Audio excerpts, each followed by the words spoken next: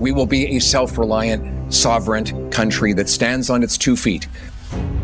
We will reward work, unleash entrepreneurs, harvest our resources, make our own goods, trade with each other, build homes for our youth, rebuild our borders and military, honor our history, and raise our flag. So you know we have artificial intelligence in the government, eh?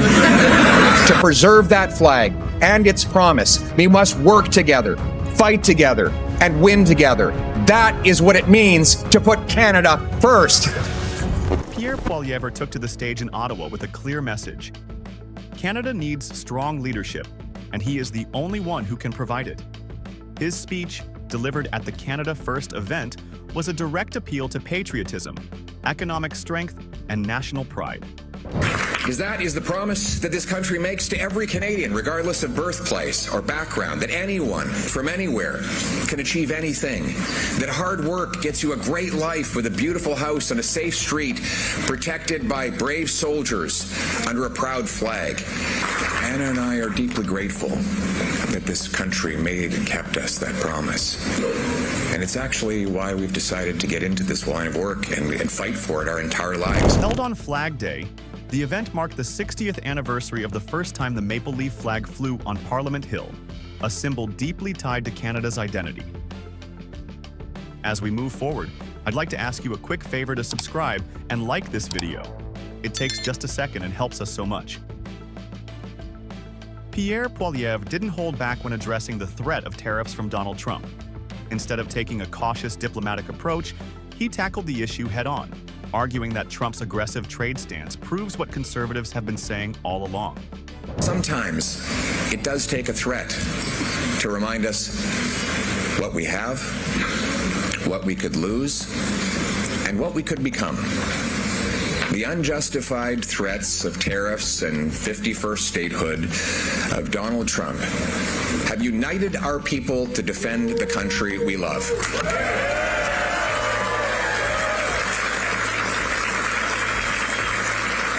We must respond with strength, and strength means leverage. America has leverage, and we have leverage. I will use that leverage.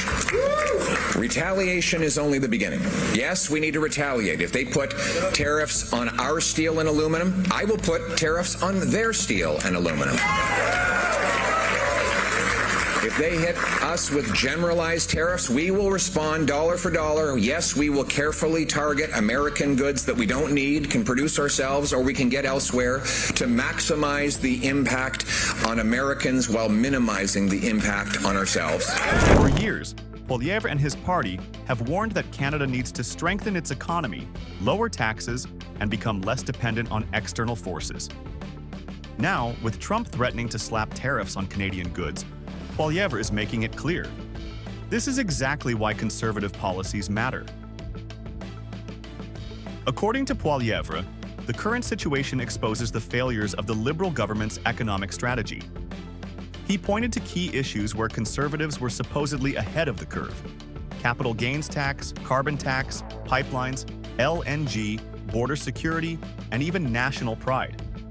In his view, every single one of these issues ties back to Canada's ability to stand strong in the face of economic threats.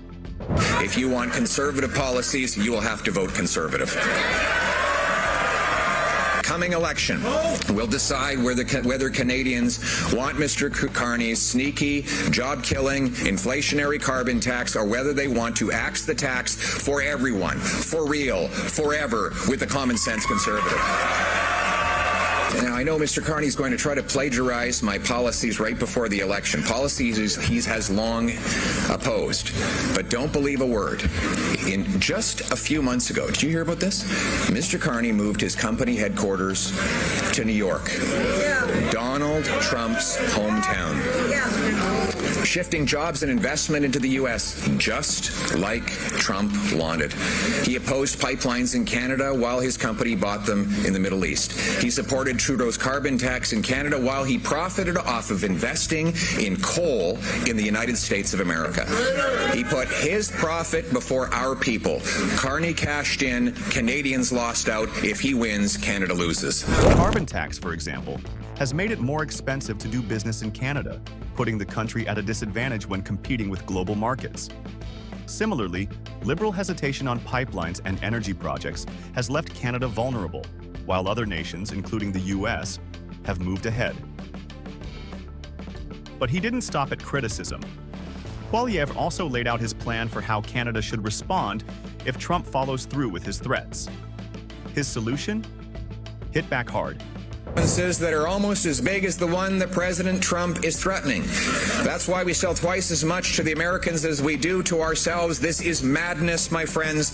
Within 30 days of becoming Prime Minister, I will bring together the premiers with the aim to remove the hundreds of pages of carve-outs and exemptions in the Canada Free Trade Agreement that slow or stop goods from moving from province to province.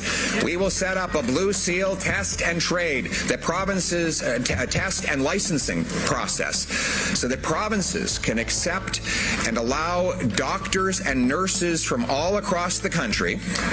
And furthermore, we need to allow the 20,000 immigrant doctors and 32,000 immigrant nurses to quickly take a test and get to work, reducing wait times in our hospitals.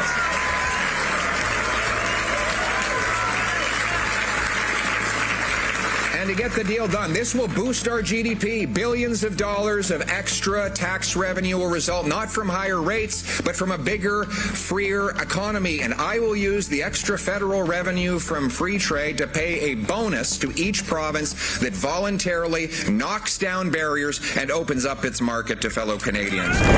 He proposed retaliatory tariffs, arguing that Canada shouldn't roll over and accept economic bullying.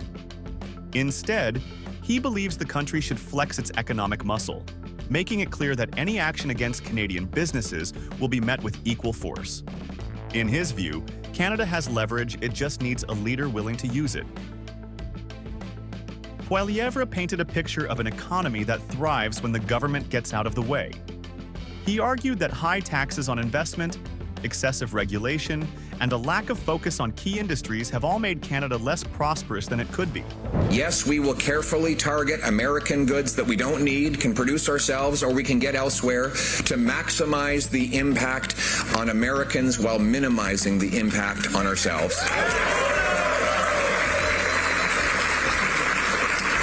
100% of the proceeds of these counter tariffs will reimburse our businesses and workers that are directly impacted, and the rest will go to tax cuts to relieve Canadians. Not one penny will go to government spending.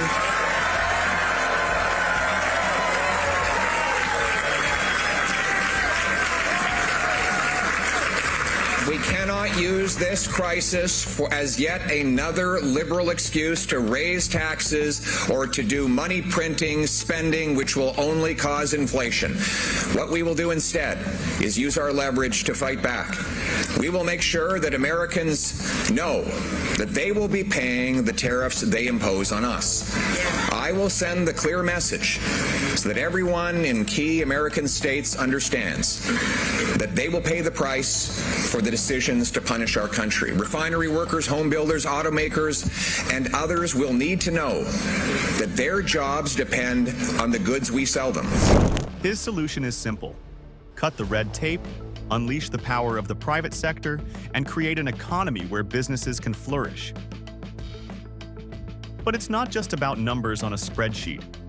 Poilievre framed this economic approach as a way to empower everyday Canadians. He positioned lower taxes and pro-business policies as not just good for corporations, but essential for workers, families, and communities. Poilievre also laid out tangible ways to strengthen Canadian identity through education, youth programs, and national service. One of his key proposals was increasing participation in French immersion programs. He argued that a truly unified Canada needs to embrace both of its official languages, and expanding access to French education would help foster greater national cohesion.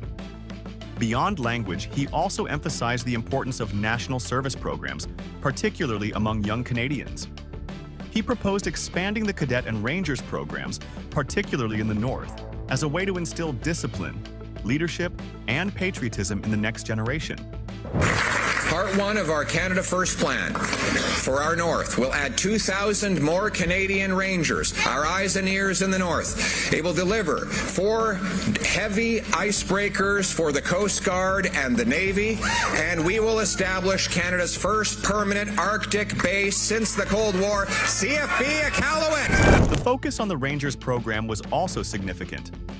The Canadian Rangers, a volunteer force operating in remote northern areas, play a key role in protecting and monitoring some of Canada's most isolated regions. Expanding this program, Poilievre argued, would not only strengthen Canada's ability to safeguard its borders and sovereignty, but also provide meaningful opportunities for young Canadians to contribute to something greater than themselves. When it comes to dealing with the United States, Pierre Poilievre made it clear that Canada can't afford to be weak, but it also can't afford to be reckless. With Donald Trump's threats of sweeping tariffs looming over Canada's economy, Poilievre struck a balance between strength and strategy. He wasn't interested in appeasement, nor was he pushing for outright confrontation. Instead, he laid out a two-part approach. Canada must stand its ground through firm retaliation while also using smart diplomacy to show Americans that a trade war would hurt them just as much as it would hurt us. Rather than just escalating tensions, Poilievre proposed a second, equally important strategy: educating Americans on the real impact of tariffs. He argued that many U.S. businesses, workers, and consumers don't fully realize how much they rely on Canadian goods and how destructive these tariffs could be for both sides. By pushing for a targeted diplomatic mission, Poilievre suggested that Canada could rally key American stakeholders, business leaders, state governments, and trade organizations to pressure Washington into rethinking its approach. His message was clear. Instead of just waiting for politicians to sort it out, Canada should be proactive in showing Americans that free trade is in everyone's best interest. We need new trade partners. We sell 75% of our exports to the Americans. I've got a new export partner in mind, a new country that we're going to use to become less dependent on the Americans alone. Great country, nice people. They speak French and English, cold climate. It's called Canada.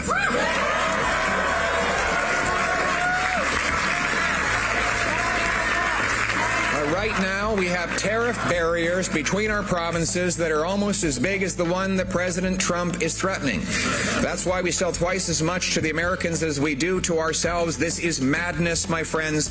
Within 30 days of becoming Prime Minister, I will bring together the premiers with the aim to remove the hundreds of pages of carve-outs and exemptions in the Canada Free Trade Agreement that slow or stop goods from moving from province to province. We will set up a blue seal test and trade that provinces test and licensing process so that provinces can accept and allow doctors and nurses from all across the country.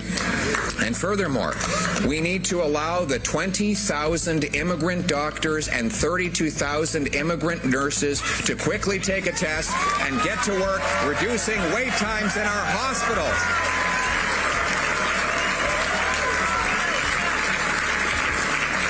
And to get the deal done, this will boost our GDP. Billions of dollars of extra tax revenue will result not from higher rates, but from a bigger, freer economy. And I will use the extra federal revenue from free trade to pay a bonus to each province that voluntarily knocks down barriers and opens up its market to fellow Canadians.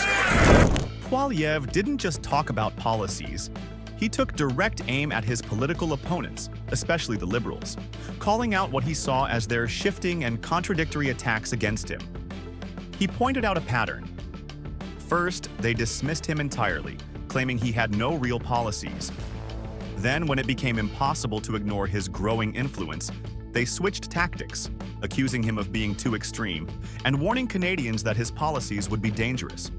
And now, according to Poilievre, they've resorted to copying him, adopting similar policies while pretending they came up with them first. Ever with a common sense conservative. Now, I know Mr. Carney's going to try to plagiarize my policies right before the election. Policies he has long opposed. But don't believe a word. In just a few months ago, did you hear about this? Mr. Carney moved his company headquarters to New York. Yeah. Donald Trump's hometown. Yeah. shifting jobs and investment into the U.S., just like Trump wanted. He opposed pipelines in Canada while his company bought them in the Middle East. He supported Trudeau's carbon tax in Canada while he profited off of investing in coal in the United States of America. With his signature sharp wit, Poilievre didn't hesitate to mock this flip-flopping. He joked that imitation is the highest form of flattery, but also made it clear that Canadians shouldn't be fooled by last-minute attempts from the Liberals to sound more conservative. His final message was a direct challenge to Canadians. That we would believe a party 60 days before election suddenly reversing itself on absolutely everything. If you want conservative policies, you will have to vote conservative. If you want conservative policies, you need to vote conservative. There's no point in hoping that the Liberals will suddenly become what they've spent years opposing. If people truly want lower taxes, energy independence, and a government that puts Canada first, then they have one choice: support the Conservative Party. Now, the question is, do you believe in Poilievre's vision for the country? Do you think his policies are the right path forward? Let us know in the comments.